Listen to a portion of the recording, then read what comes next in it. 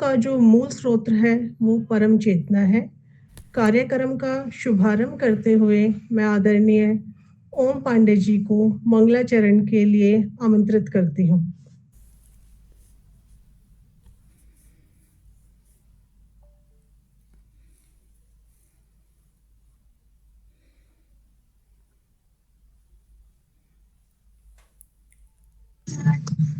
एक बार पुनः मैं आदरणीय ओम पांडे जी को मंगलाचरण के लिए आमंत्रित करती हूँ। कृपया वो हम सबके साथ जुड़े और कार्यक्रम का शुभारंभ करें। ओम श्री गुरुभ्यो नमः। हरिः ओम। गणानां त्वा गणपतिं हवामहे कविं कवीनामुपमश्रवस्तमम् ज्येष्ठराजं ब्रह्मणां ब्रह्मणस्पत आनः शृण्वन् नोतिभिस्तेदशादनम् निशुषेदगणपते गणेषु त्वामाहुर्विप्रतमं कवीनाम् नरिते त्वत्क्रियते किञ्चनारे महामर्कं मघवन् चित्रमर्च वेदायो वीणां पदमन्तरिक्षेण पततां वेदनावः समुद्रियाः। हरिः ओम। स्वस्ति।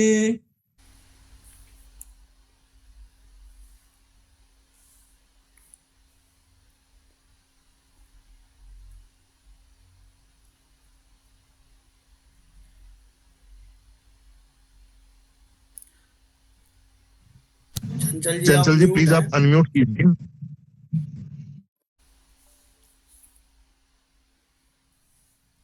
सॉरी। धन्यवाद पांडे जी आपका। यह मंच केवल एक आयोजन नहीं बल्कि संस्कार, श्रद्धा और साधना का एक संगम है। महाकाल एस्ट्रो साइंस भारत सरकार द्वारा मान्यता प्राप्त एक संस्था है जो ज्योतिष को उसके शास्त्रीय स्वरूप में समाज तक पहुंचाने के साथ साथ प्रकृति संरक्षण और पर्यावरण संतुलन का भी संदेश देती है। यह संस्था हमें सिखाती है ज्योतिष केवल भविष्य जानने की विद्या नहीं बल्कि आत्मबोध और जीवन मार्गदर्शन का विज्ञान है।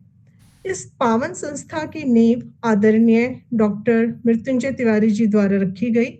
उनका जीवन हमें इस बात का उदाहरण देता है कि जब ज्ञान सेवा बन जाए तो वो हजारों जीवन को प्रकाशित कर जाते हैं।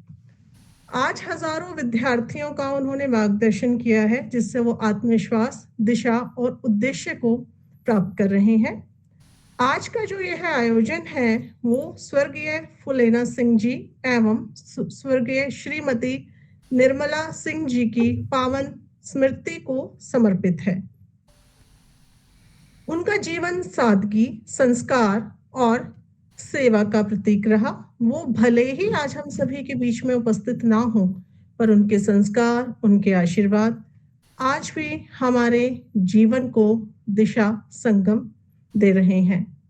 महाकाल एस्ट्रो परिवार द्वारा आयोजित यह एक दिवसीय विशेष व्याख्यान मकर संक्रांति के पावन उपलक्ष्य में आयोजित किया गया है। जैसा कि हम सभी जानते हैं कि मकर संक्रांति का पर्व अब निकट है। यह केवल त्योहार नहीं बल्कि सूर्य की गति, प्रकृति और उसके परिवर्तन, आध्यात्मिक चेतना का महापर्व है। परंतु समाज में मकर संक्रांति को लेकर अनेक भ्रांतियां व्याप्त हैं।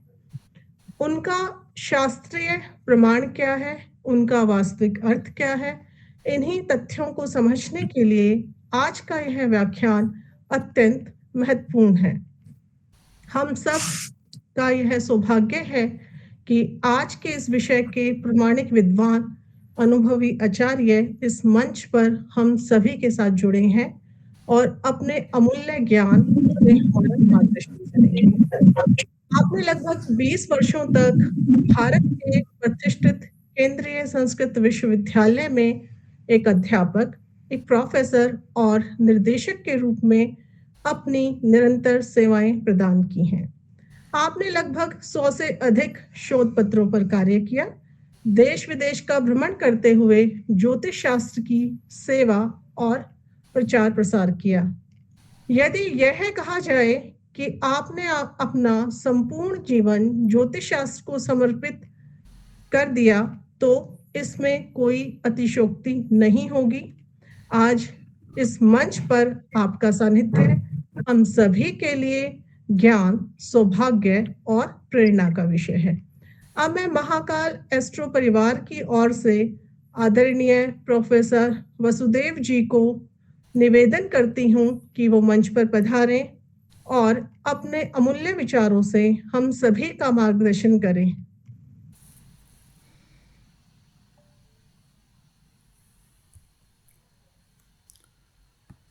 गुरुजी आप अनम्यूट कर लीजिए, म्यूट है आपका, वहां से अनम्यूट कीजिए। जी जी, नमः सभाभ्यः सभापतिभ्यश्च। आवाज आ रही है? जी जी गुरुजी आ रही है। आज मकर संक्रांति के अवसर पर महाकाल एस्ट्रो साइंस फाउंडेशन द्वारा बहुत अच्छा एक निर्णय लिया गया कि इस बहाने से शास्त्र चर्चा हो। मैं ये समझता हूं कि जिनकी स्मृति में, जिनकी पुण्य स्मृति में ये कार्यक्रम आप लोग आयोजित कर रहे हैं, स्वर्गीय श्री फुलेना प्रसाद सिंह जी एवं श्रीमती निर्मला सिंह जी, जो बेगूसराय बिहार के रहने वाले थे, जिनका जीवन संभवतः ज्योतिष शास्त्र के लिए समर्पित रहा। आज उनकी पुण्य स्मृति में हम संक्रांति के पुण्य काल की चर्चा करें, ये उनकी तृप्ति के लिए बहुत उत्तम होगा।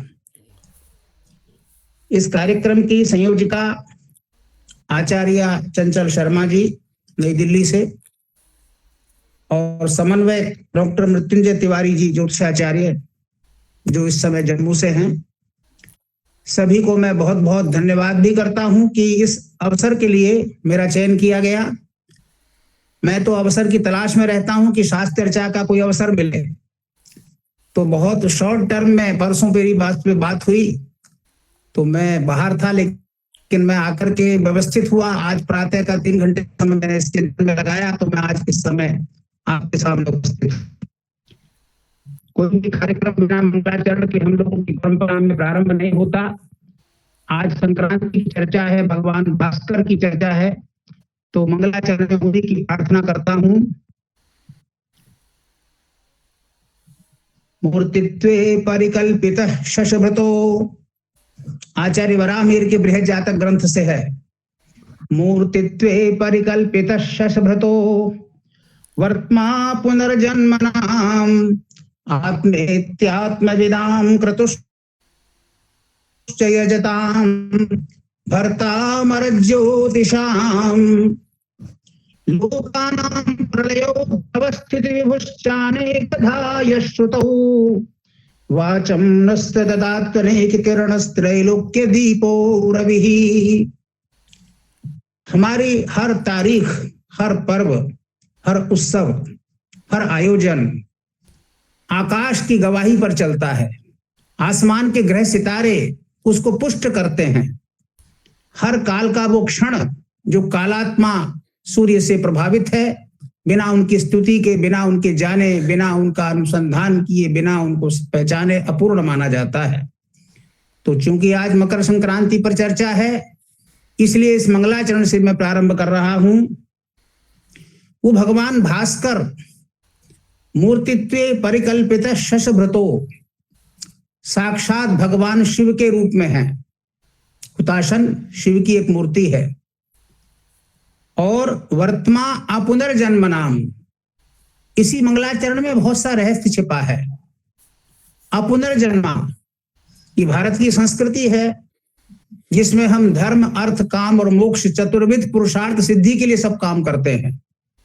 जब भी हम कोई संकल्प करते हैं, स्नान का, दान का, जप का, अनुष्ठान का, तो उसमें प्रार्थना करते हैं धर्मार्थ काम मोक्ष चतुर्विध पुरुषार्थ सिद्धि द्वारा श्री परमेश्वर परमेश्वर प्रीत्यर्थम अमुकम अनुष्ठानम करिष्ये, अमुक जपम वा करिष्ये, अमुक तीर्थे स्नानम वा करिष्ये। चाहे वो तीर्थों में स्नान हो, चाहे जप हो, चाहे दान हो, हम धर्मार्थ काम मोक्ष चतुर्विध पुरुषार्थ सिद्धि के द्वारा श्री परमेश्वर की प्रीति के लिए करते हैं। तो जो परमेश्वर की प्रीति चाहते हैं उनको मोक्ष तक जाना है। सारा संसार धर्म अर्थ काम में उलझा है, और बल्कि धर्म की नींव तो हट गई और मोक्ष रूपी सिर का मुकुट भी हट गया। केवल मध्य का अर्थ और काम के लिए संसार जी रहा है, उसको सही दिशा देनी है। ऐसे उत्सवों पर आयोजित इन व्याख्यानों द्वारा संसार में, जगत में चेतना, आध्यात्मिक चेतना की प्राप्ति होती है। तो अपुनर्जन्म, जिनको पुनर्जन्म नहीं चाहिए, उनका वो मार्ग सूर्य मार्ग है। सूर्य मार्ग से वो लोग जाते हैं। एक चंद्र मार्ग है, एक सूर्य मार्ग है। शास्त्रों में लिखा है विदोर्ध भागे पितरो बसंती, चंद्रमा के ऊर्ध्व भाग पर पितरों का वास है। लेकिन पितृलोक से भी जो आत्माएं मुक्त हो जाती हैं, वो सूर्य मार्ग से होकर के उस पर ब्रह्म में लीन हो जाती हैं। उनको फिर पुनर्जन्म नहीं होता। इसलिए पुनर्जन्म नाम वर्तमान अर्थात मार्ग है ये। और आत्मेत्यात्म विदाम, सारा दर्शन शास्त्र, सारा ज्योतिष शास्त्र सूर्य आत्मा जगतः वेद कहता है। और वराह कहते हैं आत्मा रवि शीतकरस्तु चेतः सत्वं धराज शशिजौथ वाणी इत्यादि श्लोकों में भी सूर्य को आत्मा के रूप में प्रतिष्ठापित किया है। सारे दर्शन शास्त्र, सारे वेद पुराण आत्मा के अनुसंधान की तरफ मनुष्य को प्रवृत्त करते हैं। आत्मा से परमात्मा में लीन होने की प्रक्रिया को ही योग कहते हैं। तो आत्मा इति आत्मविदाम, वो आत्मविद अपने जानने का जो प्रयत्न कर रहे हैं, उनके लिए वो भगवान भास्कर मकरार्क के जो अधिष्ठाता देव हैं, वो आत्मा रूप में है। क्रतुश्च यजताम, यज्ञ क्रिया, यजन क्रिया परो यजुर्वेद, जो प्रतिदिन यज्ञ करते हैं, अग्निहोत्र करते हैं। सर्वम भी यज्ञमयम जगत, सब कुछ यज्ञमय है। तो जो यज्ञ करने वाले हैं उनके लिए वो यज्ञ स्वरूप है, यज्ञ आत्मा है, यज्ञ परमेश्वर है, साक्षात भगवान भास्कर। और भरता अमर ज्योतिषाम, कर्ता धरता, धरता धारण करने वाला, रुधाएं धारण पोषणायो हो शब्द से, धातु से बनता है। तो धातु का रूप होने के कारण हमारा पालन करने वाला, हमारा पोषण करने वाला, किनका? हमारा ही नहीं, अमर ज्योतिषाम, अमर माने देवता, और ज्योतिष माने नक्षत्र ग्रह तारे जितने भी हैं, सभी का आत्मा, जो भरता माने सबको पोषण देने वाले भगवान भास्कर। और लोकानाम प्रलयोद्भव स्थिति विभु, संसार के प्रलय, उद्भव और स्थिति, तीन के अलावा कुछ नहीं है संसार में। प्रलय होना ही है, उद्भव हो चुका है, वर्तमान में स्थिति है हमारे सामने, हम उसी के चिंतन में लगते हैं। तो लोकानाम प्रलयोद्भव स्थिति विभु, उसके विभु माने प्रभु हैं, साक्षात करने वाले हैं। इस प्रकार श्रुतों माने वेदों में भी उसको अनेक प्रकार से भगवान भास्कर को व्याख्या की गई है। ऐसे भगवान भास्कर मुझे आज के व्याख्यान में वाचम नस्त ददात्वनेक किरणः, वाचम नस्त ददातु, न माने अस्माकम, वो हमको वाणी प्रदान करे कि मैं आप लोगों के सामने मकर संक्रांति के पर्व पर कुछ बोल सकूं, उसके पुण्य काल पर कुछ शास्त्र का चिंतन प्रस्तुत कर सकूं। ऐसे भगवान भास्कर को प्रणाम करके मैं अपनी वाणी को आज के व्याख्यान के लिए प्रवृत्त करता हूं। सभी जानते हैं कि सौर मंडल, आकाश में दो ही कार्य चलते हैं, सौर और चांद्र, जिनसे मनुष्य का प्राय बहुत सारा कार्य चलता है। वैसे तो चार प्रकार का काल है, सौर, चांद्र, नक्षत्र, सावन। कहते हैं चार पहियों की गाड़ी ज्यादा अच्छी मानी जाती है। चार ही जो धर्म रूप वृषभ है, उनके चार पाद भी हैं। ऐसे ही काल रूप जो ज्योतिष शास्त्र का एक स्वरूप है, उसके भी चार चरण है, धर्म, अर्थ, काम मोक्ष की तरह सौर, चांद्र, नक्षत्र और सावन।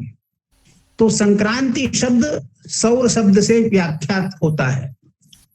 सूर्य सिद्धांत कहता है संक्रांत्या सौर उच्यते, संक्रांति से सौर मास की, सौर काल की प्रवृत्ति होती है।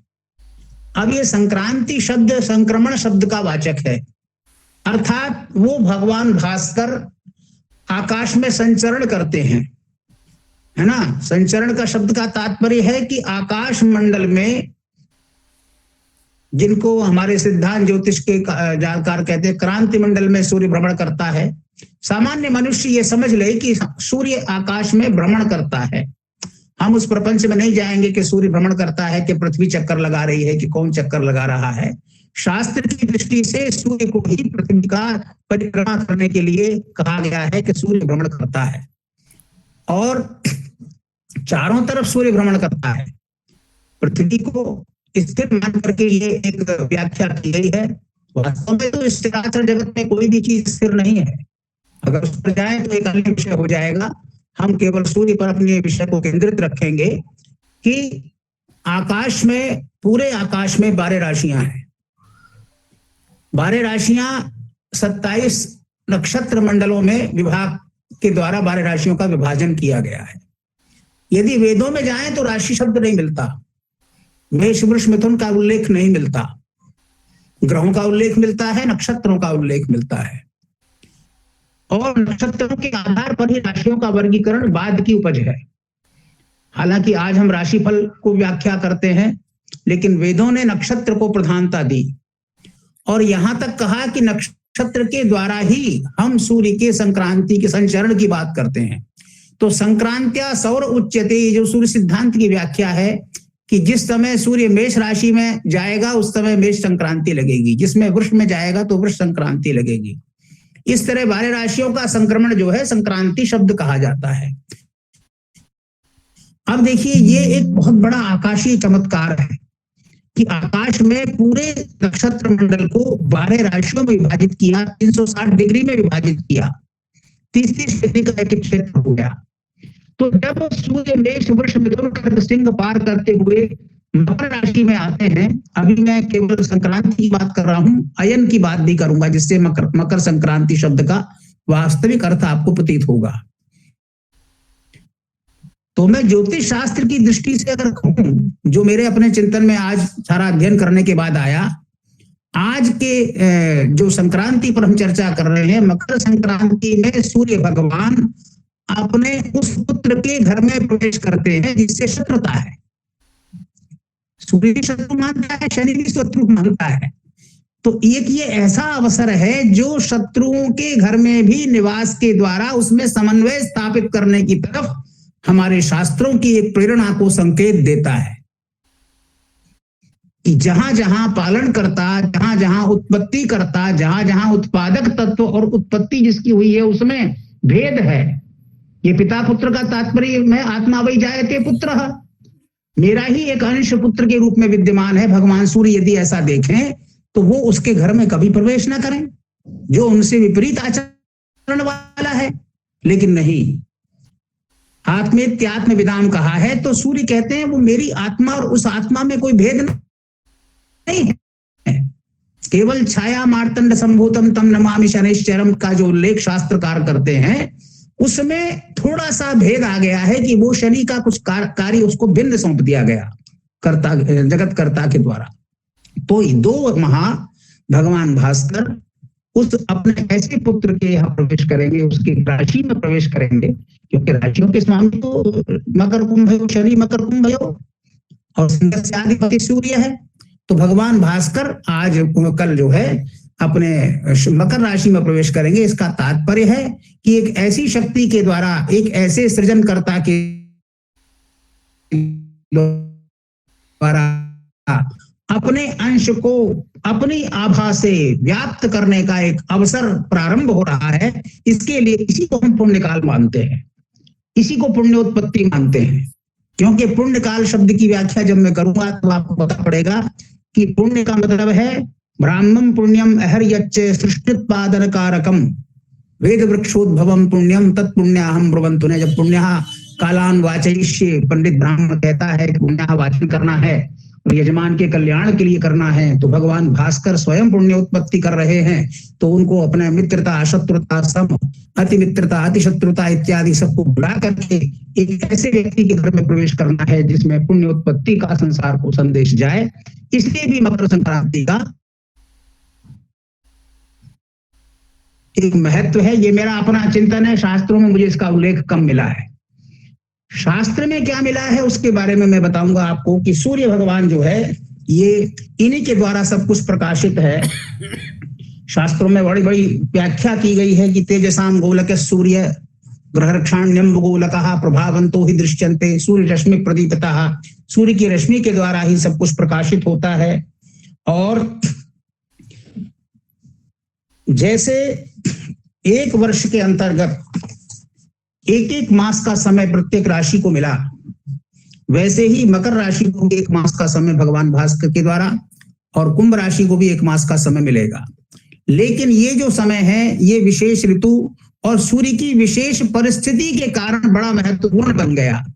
मकर संक्रांति क्यों बन गया, इसमें थोड़ा सा हम सिद्धांत की बात तरफ जाएं कि कौशितकी ब्राह्मण में एक उल्लेख आया कि कौशितकी ब्राह्मण कर्ता ने एक वर्ष तक निरंतर सूर्योदय का वेद किया, सूर्योदय बिंदु को चिन्हित किया कि मेष संक्रांति में सूर्योदय बिंदु कहाँ था, वृष संक्रांति में कहाँ था, मिथुन में कहाँ था। एक बड़ी वेदशाला बना करके, एक बड़ा वृत्त बना करके उसमें प्रतिदिन अपने उच्च स्थान पर जाकर के सूर्योदय बिंदुओं का वेद किया गया। तो देखा कि मेष के बाद सूर्य धीरे धीरे धीरे उत्तर को खिसकता खिसकता फिर कर्क संक्रांति पर दक्षिण की तरफ खिसकने लगा और खिसकते खिसकते मकर में परम दक्षिण की तरफ सूर्योदय बिंदु का ज्ञान किया गया। वहां एक ऐसा समय आया कि दोनों दिन एक ही स्थान पर सूर्योदय का बिंदु निश्चित हुआ। उसके बाद वो बिंदु फिर उत्तर की तरफ खिसकने लगा। तभी से निर्णय हुआ कि भाई उत्तरायण और दक्षिणायन भी सूर्य करते हैं और राशियों में संक्रांति के अनुसार पूरब पश्चिम सूर्य चलते हैं और पश्चिम की तरफ अहोरात्र भ्रमण में सूर्य के भ्रमण के द्वारा हम प्रतिदिन प्रातः सूर्योदय, उसके बाद मध्याह्न, सायं सूर्यास्त, फिर दूसरे दिन सूर्योदय देखते हैं।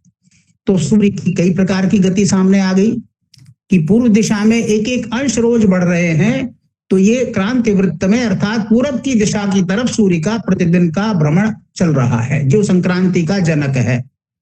प्रतिदिन सूर्योदय होकर के धीरे धीरे सूर्य ऊपर चढ़ करके मध्याह्न में जाकर के और सायंकाल सूर्यास्त हो जाता है।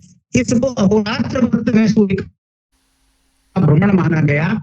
इसको पश्चिमाभिमुखी गति चिन्हित की गई और पूर्वाभिमुखी जो गति है वो क्रांति वृत्त में या सूर्य के भ्रमण मार्ग में चिन्हित की गई। लेकिन जब कौशितकी ब्राह्मण कर्ता ने देखा कि सूर्योदय का बिंदु कभी उत्तर कभी दक्षिण भी खिसकता है, तो ये निश्चित हुआ कि उत्तर की तरफ चलना उत्तरायण और दक्षिण की तरफ चलना दक्षिणायन होता है।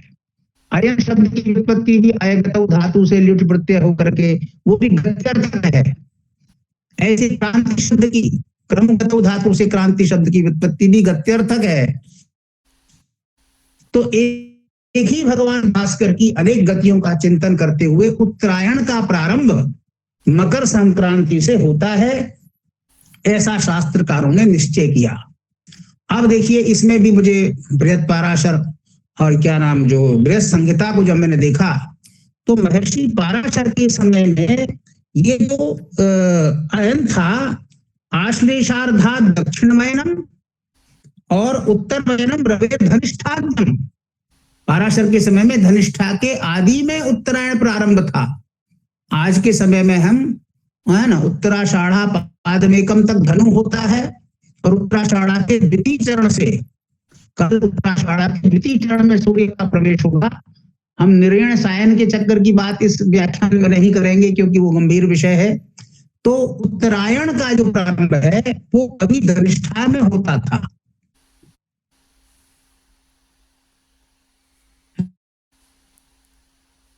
श्रवण में होता रहा,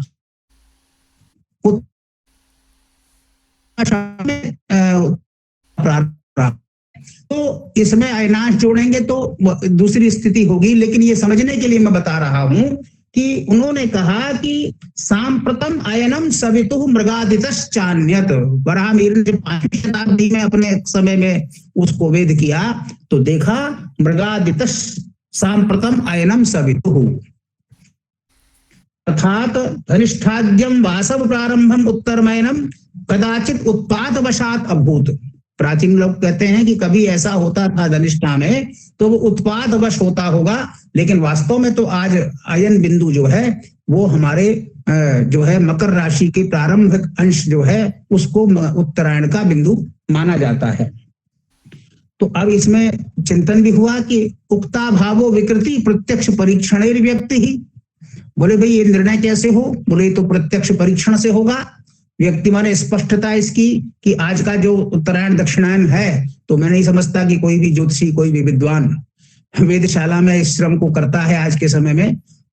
स्थिति यही हो गई विचित्र कि हम सब पंचांगों पर या नासा के डाटा पर आधारित हो गए। हमारों को बना बनाया जो मिल जाता है, हम कभी भी उस श्रम को नहीं करना चाहते जो वास्तव में श्रम हमारे पूर्वज लोग करते थे। तो उक्ता भावो विकृति ही, उन्होंने कहा कि ये जो वास्तव में बिंदु है यदि उसका अभाव हो, वहां पर सूर्य उत्तरायण दक्षिणायन नहीं करे तो विकृति समझनी चाहिए समाज के लिए। उक्ता भावो विकृति ही, बोले इसको कैसे निर्णय करेंगे? बोले प्रत्यक्ष परीक्षण व्यक्ति ही, व्यक्ति माने स्पष्टता, प्रत्यक्ष परीक्षण से ही इसका स्पष्टता हो सकती है। क्यों कहा गया? परीक्षण की क्या विधि है भाई?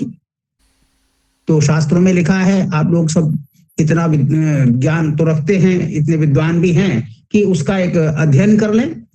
दूरस्थ चिन्ह वेदात उदये अस्तमये पिवा सहस्त्रांशो छाया प्रवेश निर्गम चिन्हैर्वा मंडले महति। बहुत से प्रकार हैं। एक बड़ा वृत्त बना लें, उसमें बीच में एक शंकु गाड़ दें, उसकी छाया कहाँ प्रवेश करती है कहाँ निर्गम करती है, ये वेदशाला का विषय हो जाएगा, इसीलिए मैं इसको नहीं कह रहा हूं ज्यादा। हम तो गणित पर आधारित और गणित को प्रत्यक्ष परीक्षण के द्वारा उसकी ऐक्यता का निर्धारण ही दृग गणित ऐक्यता है। दृष्टुपलब्ध जो गणित है वो तभी ऐक्य माना जाएगा जब हम उसका अनुसंधान भी करेंगे, उसको देखेंगे कि भाई वही जो गणित से आया है ये हमारा सही भी बैठता है कि नहीं बैठता है।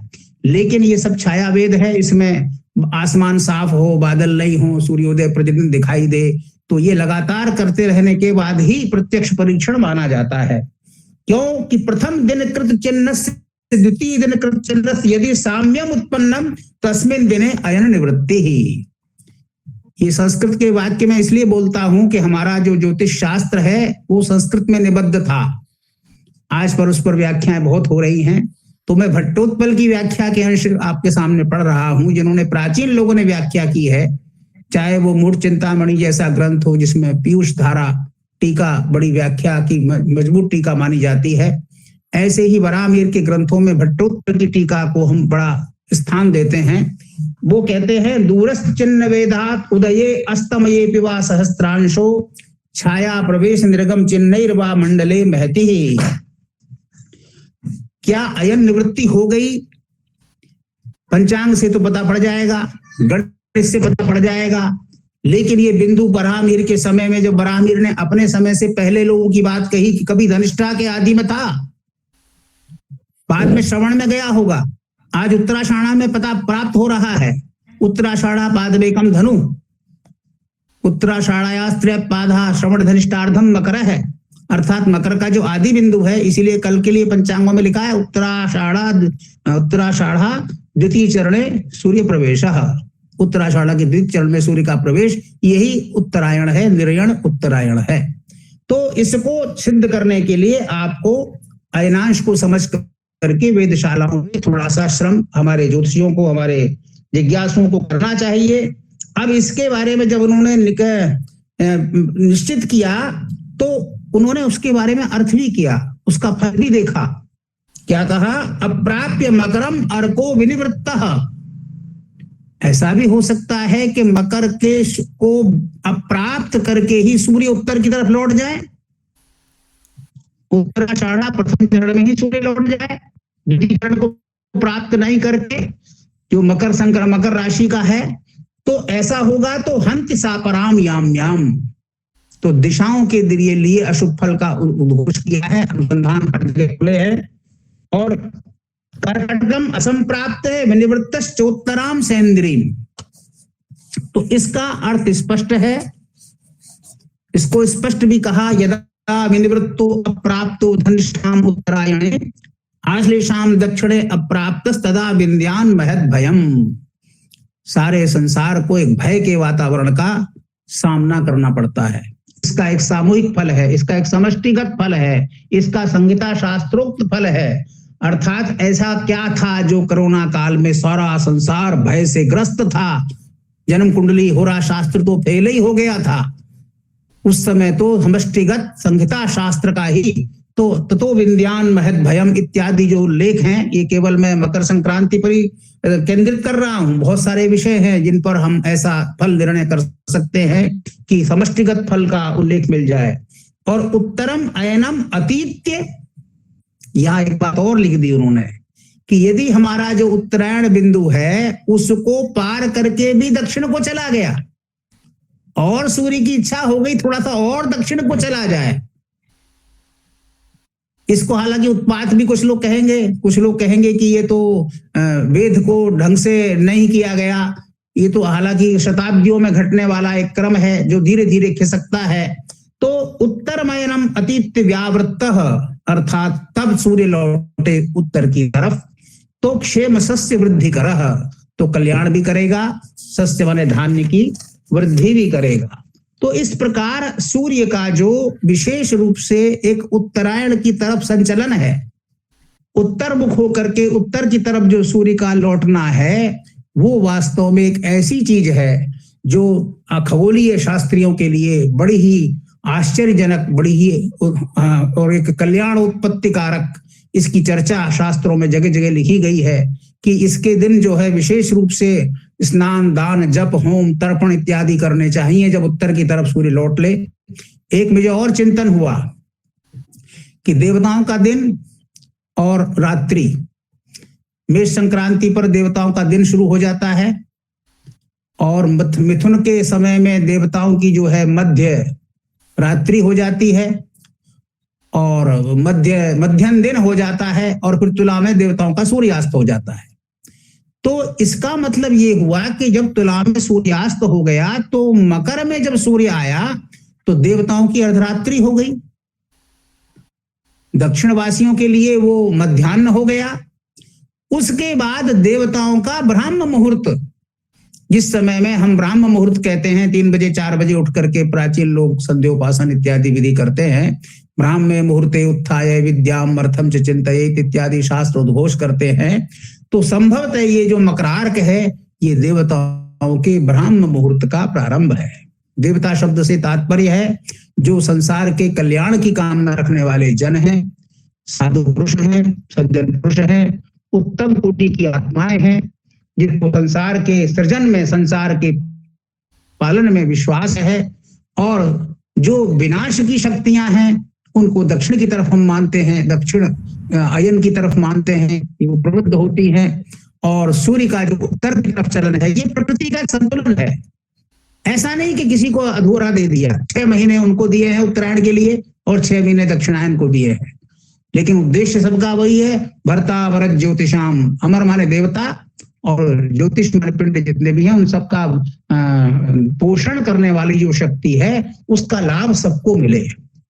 तो सब इस प्रकार का कल्याण करे। ये मकर संक्रांति का जो पर्व है, पर्व हमारे यहाँ अमावस्या पूर्णिमासी को कहा गया है और ये जो विशेष तिथियां हैं इनको भी पर्व नाम से मनाने का शास्त्रों में उल्लेख मिलता है। अब इसकी विशेष बात आती है पुण्यकाल की बात। ये जो पुण्यकाल है ये किस काल में संक्रांति हो रही है इस पर आधारित है। इसका एक काल है संक्रांति कालात उभयत्र नाडिका पुण्याह मतः षोडश शोषणगो निशीथतो अरवागत संक्रमे पूर्वापरा अंतिम पूर्व भागयो। संक्रांति काल जो समय है, जिस समय सूर्य संक्रमण करेंगे, तो मैंने जब पंचांगों का आरूढ़न किया तो मुझे पंचांगों के 2 गणित पक्ष में आए। एक तो दृगणित का पक्ष है, एक प्राचीन ग्रह लाघव सूर्य सिद्धांत मकरंद सारणी इत्यादि का पक्ष है। देखिए, दो पक्ष हो सकते हैं, ऐसा नहीं है कि संसार में दो पक्ष नहीं हो सकते, और दो पक्ष होने भी चाहिए। जब तक विपक्ष में कोई पार्टी नहीं बैठेगी तब तक सत्ता पक्ष भी ढंग से काम नहीं कर पाता है। तो हम विपक्ष भी नहीं कहते, दोनों पक्ष ही अपने आप को अपना बिल्कुल सत्य हूं, मैं जो कह रहा हूं वो सच है, जो मेरा चिंतन है वो ठीक है, ये दोनों दावा करते हैं। तो सत्ता पक्ष तो भगवान भास्कर है ही है। जो दूसरा पक्ष है वो काल पक्ष है। काल पक्ष सब जगह भिन्न भिन्न होता है। सूर्योदय के कारण, सूर्यास्त के कारण सब जगह अलग अलग विमंडल, अलग अलग क्षितिज, अलग अलग स्थान पर सूर्य की गति का भेद होने के कारण सब जगह वो जो विपक्ष है वो काल पक्ष है। तो विपक्ष के कारण भ्रांति पैदा होती है। सत्ता पक्ष तो सूर्य है और सत्ता पक्ष जो है क्रांति वृत्त की राशियां हैं, लेकिन अपने अपने स्थान से अलग अलग पद्धति से देखने के कारण ये हमको भेद नजर आता है। तो दृग्गणित के पंचांगकारों ने प्राय शाम को 3 बजे के बाद संक्रांति मानी है, और कुछ काशी के पंचांग और कुछ प्राचीन पद्धतियों के पंचांगकारों ने, मैं किसी पंचांग का नाम नहीं लूंगा, उन्होंने रात को 9 बजे संक्रांति मानी है। तो संक्रांति का नियम है कि संक्रांति कालात उभयत्र नाडिका पुण्यः मतः षोडश षोडशोष्णगो। अरे भाई, ये 16 क्यों माना, 32 घटी क्यों माना? इसके लिए हमें सिद्धांत ग्रंथों की शरण में जाना पड़ेगा। सिद्धांत ग्रंथों की शरण में जब हम जाते हैं तो हमें वहां बहुत सारी बातें ऐसी मिलती हैं जो सूर्य के बिंबमान के द्वारा और सूर्य की गति के द्वारा अहोरात्र वृत्त के काल को एक सेट करके उससे बिंब का मान के द्वारा काल निर्धारित किया गया। आप लोग सूर्य सिद्धांत शिरोमणि पढ़ें और क्या नाम सिद्धांत तत्विक पढ़ें, तो उसमें इसको आपको उत्तर मिल जाएगा कि भाई ये कारण क्यों हुआ। तो उसमें मुख्य वही है कि सूर्य की गति में हमको 60 घटी मिलती हैं, तो बिंब कला में कितना मिलेगा? तो वो 32 घटी आया। बिंब का मतलब होता है सूर्य का बिंब कभी छोटा कभी बड़ा आकाश में नजर आता है। वो भिन्न भिन्न संक्रांतियों के वश भी होता है। तो वो बिंब का जो आधा बिंदु है, केंद्र बिंदु है, वो उस राशि संक्रांति, राशि संक्रमण के बिंदु को जितनी समय में क्रॉस करता है, सूर्य का जो केंद्र बिंदु है, सूर्य की एक पाली से लेकर के केंद्र में होते हुए दूसरी पाली तक का जो बिंब का संक्रमण काल है, वही पुण्य काल है। आपको ये इसलिए बता रहा हूं कि वास्तव में हमारे यहाँ ब्रह्म सिद्धांत में है, कहा गया संक्रांति प्राक परस्ताश्चे सार्धा षोडश नाडिका त्रयस्त्रिशत संक्रमस्य पुण्यः सर्वस्य नाडिका। अर्थात ब्रह्म सिद्धांत के समय में 16.5 अर्थात 33 घटी माना गया था। बाद में मध्यम बिंब मान लिया गया, तो 32 कला बिंब मान से वो, और सूर्य की गति को 60 कला मान करके 60 कला में 60 घटी, तो 32 में क्या, तो 60 करके 32 जो घटी है वो हमको पुण्यकाल उपलब्ध हुआ। अब इसके बारे में अलग अलग ग्रंथों में, सूर्य सिद्धांत में तो स्पष्ट कहा गया था, अर्कमान कलह षष्ट्या गुणिता भुक्ति भाजिता तदर्थ नाड्य संक्रांति रर्वाक पुण्यम तथा परे। इनकी व्याख्या बहुत सिद्धांत ज्योतिष के कारण कठिन हो जाएगी, लेकिन फिर मैं सरल में आपको समझाऊंगा। सिद्धांत शिरोमणि कहता है षष्टि बिंबम ग्रह भुक्ति भक्तम संक्रांति नाड्यो खिल धर्म कृत्य। देखिए, एक ज्योतिष जैसी विज्ञान का प्रयोग अखिल धर्म कृत्य के संपादन के लिए हो रहा है। चतुर्विध पुरुषार्थ में धर्म कृत्य का संपादन सही होगा तो अर्थ भी सही आएगा। अर्थ सही आएगा तो काम की प्रवृत्ति सही दिशा में होगी, और काम की प्रवृत्ति सही दिशा में होगी तो व्यक्ति काम से उपराम लेकर के मोक्ष की तरफ जाएगा ही जाएगा। तो ये जो अखिल धर्म कृत्य शब्द कहा, रवेस्तुतः पुण्यतमः, रवेस्तुतः पुण्यतमा ग्रह स्वसंक्रांति को मिश्र फलम विधत्ते। उन्होंने ये भी उल्लेख किया कि भाई ये संक्रांति केवल सूर्य की नहीं होती, चंद्रमा, मंगल, बुध, बृहस्पति, शुक्र, शनि सबकी होती है। लेकिन राजा रवि, एक राजा को समझ लो तो उसकी प्रजा का समझ में आ जाता है, भाई इस देश का राजा ऐसा है तो प्रजा किस तरफ जाएगी पता पड़ जाता है। सत्ता पक्ष सही तरीके से चल रहा है तो विपक्ष भी सही मुद्दों पर बात करेगा, सत्ता पक्ष जहां गड़बड़ करेगा विपक्ष ढूंढ लाएगा उसको, भाई आपका ये दोष है, आपका ये दोष है, आपका दोष तो कोई नहीं चाहता दोषोद्घाटन। तो वही सूर्य में सौर कलंकों की बात भी है, चंद्र में भी चंद्र कलंक की बात है, तो वो हम उस तरफ नहीं जा रहे, केवल हम पुण्यकाल की बात करेंगे।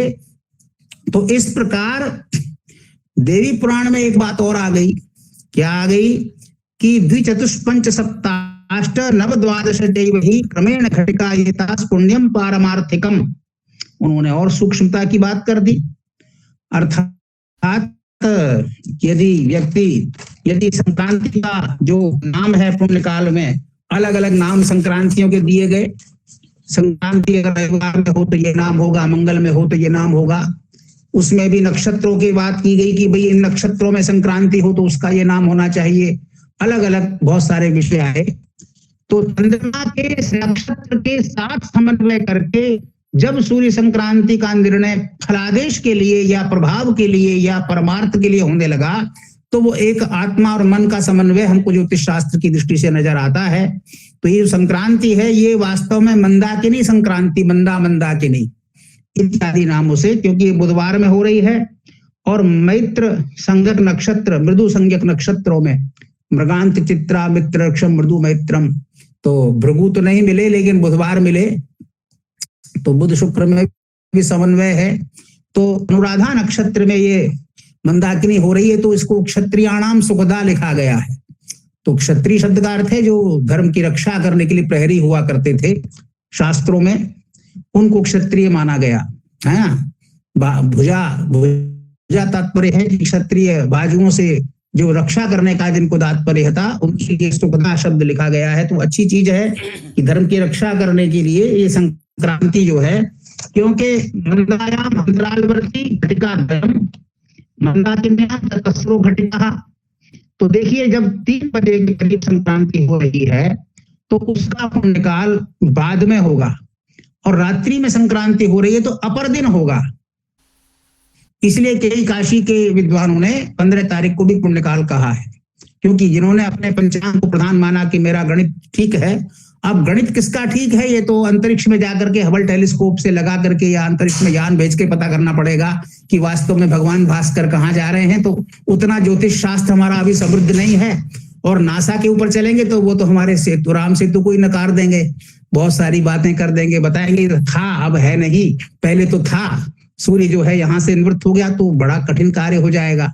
तो इसलिए कई लोग अंतर ध्यान अवस्थित तद्गतेन मनसा, ध्यानावस्थित तद्गतेन मनसा पश्यन्ति यम योगिनो, हमको ऐसा करना चाहिए कि ध्यान की अवस्था में ही वास्तव में इन सब चीजों का समाधान ढूंढना चाहिए। तो देवी पुराण कहता है मंदा ध्रुवेशु विज्ञेया क्रूरैरुग्रैस्तु राक्षसी, अलग अलग नाम दे दिए। तो अलग संक्रांति देखिए एक बहुत अच्छा पुण्यकाल का विवेचन कर रहे हैं, लेकिन उसके भी नामकरण रखने के लिए छूट है कि भाई आप अपने तरीके से अपने मत के द्वारा कह सकते हैं कि यदि क्रूर नक्षत्र में आई संक्रांति तो क्योंकि ये चंद्रमा के द्वारा है, ये मन के द्वारा है, और जहां मन होता है वहां मनमानी भी होती है, उसको नियंत्रण आध्यात्म करता है। तो ये जो अलग अलग नाम है, तो इस प्रकार कश्यप ऋषि कहते हैं घोरा ध्वांशी महोदर्यो मंदा मंदाकिनी तथा मिश्रा राक्षसिका सूर्य संक्रांति चार कवासरात। तो 2 पक्ष सामने आए, एक तो नक्षत्र अनुसंधान के द्वारा इसका हमने निर्णय किया, और एक हमने सूर्य आदि वारों के द्वारा इसका निर्णय किया, तो उसके नामकरण की बात आई। और पुण्यकाल का जब हम निर्णय कर रहे हैं तो सूर्य के बिंब मान से 32 घटी की बात प्राय करीब करीब सेट बैठती है। तो कुछ लोगों ने, विद्वानों ने उसको ऐसा भी कहा कि बाद की 20 घटी, ये भी एक पक्ष बहुत ज्यादा चल रहा है, जिन्होंने 20 घटी की बात की है।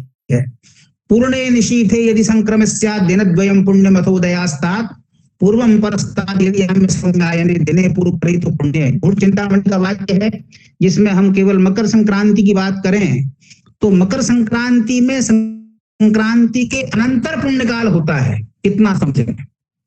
पुण्यकाल कहने वाला व्यक्ति ये नहीं कह रहा है कि आप गणित जाने, आप मकर सारणी करें, आप ग्रह करें, ये आपका काम है, आप निर्णय करिए, क्योंकि आपके पास वेधशाला भी है, यंत्र भी है, प्रत्यक्ष परीक्षण हो जाएगा, इसमें कोई विचार की बात है नहीं। लेकिन बल की खाल निकालने के लिए बड़ा सूक्ष्म तरंगों वाला वेधशाला और उसके इंस्ट्रूमेंट्स चाहिए, जो हमारा मन ही हो सकता है, जो हमारा ध्यानावस्थित स्थिति ही हो सकती है। लेकिन वास्तविकता में इतना लोग श्रम नहीं करके केवल जो हमारे पास ग्रंथ या पंचांग उपलब्ध है उनके आधार पर निर्णय करते हैं। ग्रंथों में शास्त्रों में लिखा है संस्कार कीजिए महाराज। यात्रा विवाहो सब जातकादौ स्यात्रोच्यते तेन नभश्चराणाम विस्फुटक क्रिया गणितैक्य कृदया। आचार्य कह रहे हैं 11वीं शताब्दी में चिल्ला करके भैया यात्रा में, विवाह में, उत्सव में, जातक में, उत्सव का मतलब यही पर्व आ गया, खेटे ग्रह स्पष्ट करिए। और कैसे ग्रह स्पष्ट करिए? जो दृढ़ गणित से उपलब्ध हों, आकाश में जिनको आप अपनी तारीख दिखा सको। सूर्योदय होगा तभी ना लोग मानेंगे सूर्योदय हो गया। हाँ, ब्राह्म मुहूर्त में इसलिए है कि सूर्योदय होने वाला है ना। जैसे होता है ना, गर्भस्थ शिशु या बच्चा जन्म लेगा तो वो जो खुशी है, बच्चा घर में आ गया, जब जन्म लेगा तब की खुशी का तो बात ही अलग है, ढोल नगाड़े बज जाएंगे। लेकिन आ गया, गर्भ में आ गया, तो इसकी खुशी भी माता पिता को विशेष रूप से प्रभावित करती है। वैसे ही ब्राह्म मुहूर्त में सूर्य भगवान उत्तरायण को चलेंगे, प्रारंभ करेंगे उत्तर की तरफ इनकी किरणें उन भूभागों पर पड़नी शुरू होंगी जिन भूभागों पर घोर अंधकार छाया हुआ है। उस अंधकार को 6 महीने हो जाते हैं, 6 महीने तक सूर्य का दर्शन नहीं होता है। आजकल स्वयं आप लोग अनुभव कर रहे हैं, भगवान भास्कर दिखाई नहीं देते हैं तो कोहरा भी छा जाता है, शीत भी बढ़ जाती है। जैसे ही दिन में निकल आते हैं तो उस आनंद की तो बात ही नहीं है। तो हम इस प्रकार के आनंद को, ऋषि मुनियों के आनंद को इन चर्चाओं के द्वारा और बढ़ाएं और आगे बढ़ें। पुण्यकाल की चर्चा में लिखा कि सौम्यायन मकर संक्रांति में, संक्रांति के अनंतर पुण्यकाल होता है। अतः सूर्यास्त के बाद आधी रात के पहले यदि मकर संक्रांति लगे तो पर दिन में पुण्यकाल होता है। इसीलिए वो रात्रि 9 बजे जिन्होंने संक्रांति काल माना है वो पर दिन 15 तारीख को पुण्यकाल की बात कर रहे हैं। तो जैसे तिथि वृद्धि होती है ऐसे ही संक्रांति 14 को मनाएं, आप 15 को मनाएं। गणित के पक्ष लेने वाले, अरे आज लोहड़ी मन गई, तो शुरुआत हो गई ना। अलग अलग प्रांत में अलग अलग अपने प्रसन्नता के प्रकट करने के लिए क्यों पहरे लगाते हैं? शास्त्र अपनी बात कहे, लेकिन जन जो है, हाँ, सूक्ष्म जो है गति, जैसे सूक्ष्म काल का जो बात है, पुण्यकाल की जो बात है, वास्तव में तो पुण्यकाल वो है जिस समय सूर्य का केंद्र बिंदु, सूर्य बिंब का केंद्र बिंदु राशि के उस प्रारंभिक बिंदु से स्पर्श करे, वो परम पुण्यकाल है। उसके पहले और उसके बाद में जो पुण्यकाल है वो केंद्र से परिधि तक का जो बिंब का त्रिज्या है उसका काल है। वो 16 घटी पहले 16 घटी बाद 32 कला बिंब मान करके हमारे सिद्धांत ज्योतिष के कमलाकर भट्ट हुए, भास्कराचार्य हुए और सूर्य सिद्धांत तथा हुए, उन्होंने सबने एक राय है सबकी। पुण्यकाल निर्धारण में 2 राय नहीं है, लेकिन भिन्न भिन्न स्थानों से कुछ बिंब मान पृथक प्रतीत हो सकता है। इसीलिए कहीं कहीं 20 घटी होता है, 40 घटी होता है, ऐसी भी चर्चा है शास्त्रों में। और जो हमारे धर्म सिंधु, निर्णय सिंधु इत्यादि ग्रंथ हैं, अरे भाई उनका आधार भी तो ज्योतिष के सिद्धांत और संहिता ग्रंथ ही हैं, उन्हीं के आधार पर वो चले हैं। हाँ, पराशर के समय में ये मान्यताएं थी और ब्रह्मगुप्त के समय में ये मान्यताएं थी, वराहमिहिर 5वीं शताब्दी में हुई ये मान्यताएं हुई। आज 5वीं शताब्दी को बीते 1500 वर्ष हो गए, 2000 वर्ष बीत रहे हैं, 25 आ गया। तो इसका मतलब ये है कि ग्रहों की स्थितियों में निरंतर अंतर हो रहा है। लेकिन उसके लिए हम भारतवासी धर्मशास्त्र कृत्य करने वाले उन पंचांगों पर डिपेंड हो गए जो नासा के द्वारा मिले डाटा से बनाए जा रहे हैं। अपनी गणित, अपना अध्ययन, अपना अनुसंधान हमने कभी कभी छोड़ दिया है। तो हम निरंतर चिंतन करें, हम निरंतर अभ्यास करें। तो मुझे बड़ी प्रसन्नता हुई कि आज आप लोगों के कारण मुझे कई ग्रंथ देखने का, समझने का, शास्त्र के आरूढ़न का एक अवसर प्राप्त हुआ। जब से परसों हमारी डॉक्टर मृत्युंजय जी से चर्चा हुई, हम तभी से इस चिंतन में चले गए। आज चूंकि मेरा ग्रंथालय जहाँ विद्यमान है वहां तक आने में मुझे 24 घंटा लग गया, तो वहां ग्रंथालय में आकर के मैंने उन ग्रंथों का जब आलोडन किया तो मुझे अपने विद्यार्थी जीवन से लेकर के अध्यापन काल तक की स्मृतियां जग गई। और मैंने कहा मैं खगोलीय स्वरूप भी बताऊंगा और शास्त्रीय स्वरूप भी बताऊंगा। और भैया ऐसे पुत्र के घर में भगवान भास्कर को, पिता को जाना है कि उस पुत्र के घर में वातावरण को शोधन कर देना है, जिससे कम से कम 6 महीने साल भर तक तो स्थिति बढ़िया रहे। तो हर वर्ष हम संशोधन करें, हर वर्ष परिमार्जन करें, हर वर्ष पवित्री से प्रोक्षण करें, कुशोदक का सिंचन करें और सूर्य इत्यादि अच्छी नदियों में हम स्नान करें और अच्छे शुद्ध बने, तन में मनः शुभ संकल्प वस्तु और आत्मा भरता मरण ज्योतिषाम। कहते हैं वृक्षाणि वही देवगृहाणि, भैया देवता कहाँ रहते हैं तुम्हारे? बोले शास्त्र कहता है कि जो नक्षत्र है ये देवताओं के घर हैं, इनमें देवता आकर के कुछ कुछ दिन रहते हैं, कुछ कुछ दिन वास करते हैं। तो सबसे बड़ा क्षेत्र जो है, देखिए खास बात क्या है, सभी ग्रहों के 2 घर अलग अलग हैं। बृहस्पति महाराज पहले धनु पे जाएंगे, फिर मीन पे मिलने जाएंगे, अपने घर में जाना है तो। बुध को जाना है तो मिथुन पे जाएंगे, फिर कन्या पे जाएंगे, है ना। लेकिन शनि महाराज को एक ऐसा है कि पड़ोस में भी मेरा घर और ये भी मेरा घर, मकर भी मेरा और कुंभ में मेरा। अरे पिताजी अब आप आ गए तो 2 महीने एक ही जगह रहोगे, चाहे मैं इस घर में आके मिलूं चाहे उस घर में आके मिलूं। तो कितना बड़ा अच्छा संयोग है। ये हमारा अपना चिंतन भी कुछ आपके सामने प्रस्तुत किया। तो आज का इसी के साथ मैं अपना वाणी को विराम देता हूं। वैसे तो हरि अनंत, हरि कथा अनंता जैसे होता है, शास्त्र अनंत है, इसमें बहुत सारा विषय है, लेकिन हमको आलूडन करना चाहिए, हमको चिंतन करना चाहिए, हमको मनन करना चाहिए। तो बहुत अच्छा लगा, उज्जैन की संस्था ने मुझे इसके लिए प्रवृत्त किया। महाकाल भगवान के श्री चरणों में प्रणाम करते हुए और जिनकी पुण्य स्मृति में आयोजित है उन 2 हुतात्माओं के लिए हम इसकी शुभकामनाएं और शुभ स्मृति देते हुए श्रद्धांजलि अर्पित करते हुए इस आज के वक्तव्य को विराम देते हैं। कुछ प्रश्न इत्यादि हों तो मृत्युंजय जी बताएंगे, उनका भी समाधान यथाशक्ति करूंगा, कोशिश करूंगा। नमस्कार।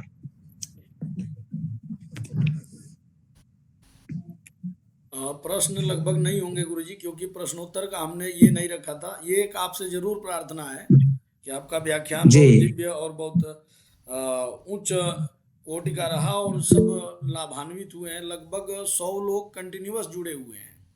जैसे ही बहुत सुंदर बाहर हो रहे हैं तो 1-2 लोग अंदर आ रहे हैं, लेकिन 100 लोग कंटिन्यूअस आपको सुन रहे हैं। और उसके बाद भी ये व्याख्यान यूट्यूब पर उपलब्ध होगा।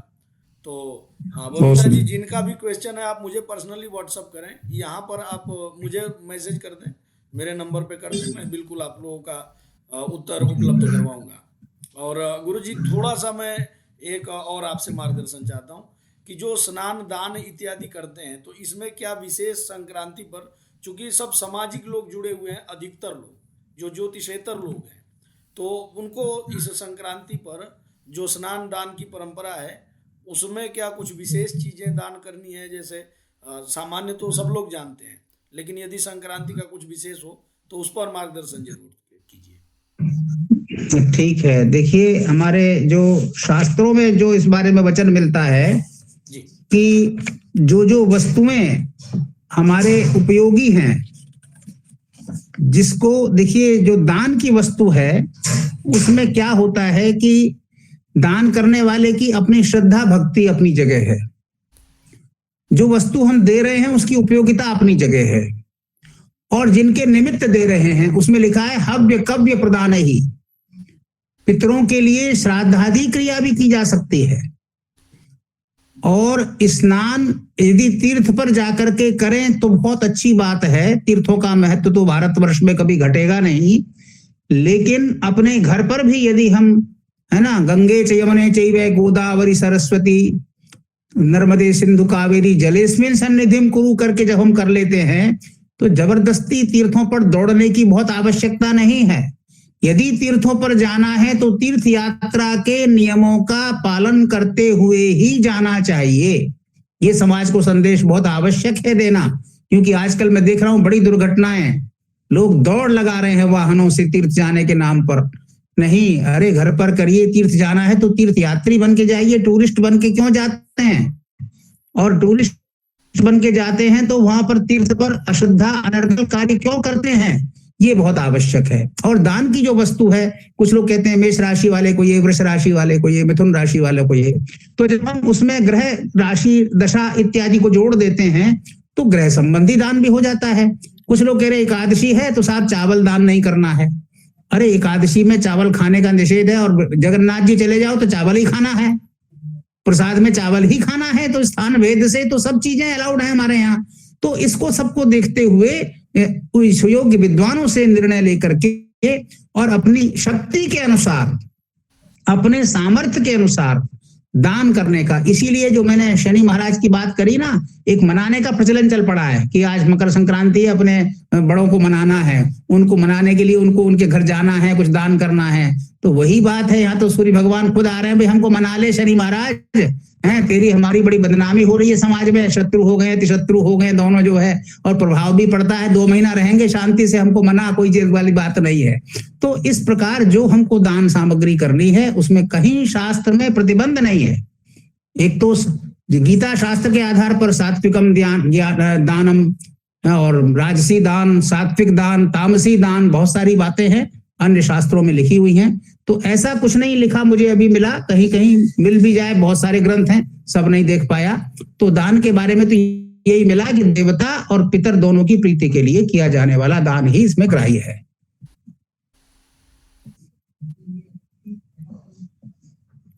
जी, मुझे लगता है पूरा इसमें गागर में सागर भर दिया आपने। मैं यही चाह रहा था कि समाज में बहुत सी तरह की भ्रांतियां भी हैं, इस दिन विशेष करके लोग ये करते हैं। तो बिल्कुल ये बहुत अच्छा रहा आपका, और मुझे लगता है सब संतुष्ट है। चंचल जी आप आगे बढ़ाएं। धन्यवाद आदरणीय। आपने अत्यंत सहज, सरल और प्रभावशाली शब्दों में एक गंभीर विषय को हम सभी को विवेचना करके हम सबको लाभान्वित किया। आपके जो विचार हैं वो निश्चित रूप से हम सबके लिए मार्गदर्शक और प्रेरणा स्रोत रहेंगे। अब मैं अपनी ज्येष्ठा आदरणीय श्रीमती कीर्ति से निवेदन करती हूँ कि कृपया वो हम सबके बीच पधारें और धन्यवाद ज्ञापन प्रस्तुत कर हम सब पे अपना कृपा करें। सबसे पहले गुरुदेव को प्रणाम करती हूँ। 20 वर्ष पहले मैं गुरुदेव की छात्रा रही थी और आज मुझे वही दिन याद आ गए। जयपुर परिसर के गुरुदेव, आपको कोटि कोटि प्रणाम। महाकाल की कृपा है। बिल्कुल महाकाल की कृपा है। महाकाल एस्ट्रो साइंस फाउंडेशन आज स्वर्गीय फुलेना प्रसाद सिंह जी और श्रीमती निर्मला सिंह जी की स्मृति में जो मकर संक्रांति पर्व और पुण्यकाल का विवेचन, इस विषय पर आपने आदरणीय गुरुजी को बुला करके जो हमें सौभाग्य दिया है, उसके लिए हम आपके आभारी हैं, क्योंकि आज वर्षों के बाद गुरुजी को सुनने का अवसर प्राप्त हुआ। 2005 की बात है जब मैं जयपुर देव जी के सानिध्य में ज्योतिष का ज्ञान प्राप्त कर रही थी। आज 20 वर्ष हो गए उन बातों को, और आज भी ऐसा ही लगता है जैसे हम कल ही पढ़ते थे गुरुजी के पास। और गुरुजी ने स्मृतियां सजीव हो गई। बिल्कुल वही स्मृतियां सजीव हो गई गुरुजी। और आज ऐसा ही लगा जैसे कि जब गुरुजी क्लास में पढ़ाया करते थे और सारी बातें सिद्धांत को लेकर के, खगोल को लेकर के, उस समय गुरुजी हमें वेदशाला में भी लेके गए थे। बिल्कुल। और हमें ग्रहों की गति का ज्ञान भी करवाया था गुरुजी ने, जयपुर की वेदशाला के दर्शन करा करके, और हम लोगों ने उस चीज को महसूस किया था, उस ज्ञान को प्राप्त किया था। ये सब गुरुजी के सानिध्य में ही संभव हुआ था। और उसके बाद भी गुरुजी ने इस परिसर में काफी कुछ खगोल के लिए किया है। जयपुर परिसर आज भी आपका आभारी है इस बात के लिए तो गुरुजी। और आज आपने यहाँ इतने सारे सभी जो लगभग 80-85 लोग यहाँ जुड़े, सबको आपने इतने अच्छे से सिद्धांत ज्योतिष को लेकर के, होरा शास्त्र को लेकर के, धर्मशास्त्र को लेकर के, ब्राह्मण ग्रंथों के साथ सब कुछ सबको बता दिया। इसके लिए मैं आपका हृदय से आभार और धन्यवाद प्रकट करती हूँ। और उम्मीद करती हूँ कि जब भी गुरुजी हम आपसे निवेदन करेंगे, आप इसी तरह हमें अपना समय देते रहेंगे।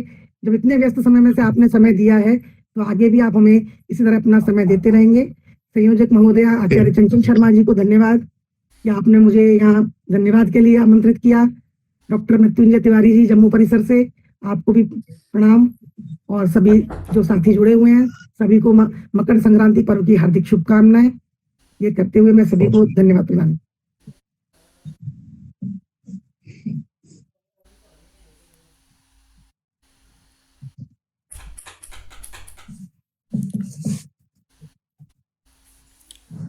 कल्याण मंत्र के साथ हम लोग कार्यक्रम को समाप्त करेंगे।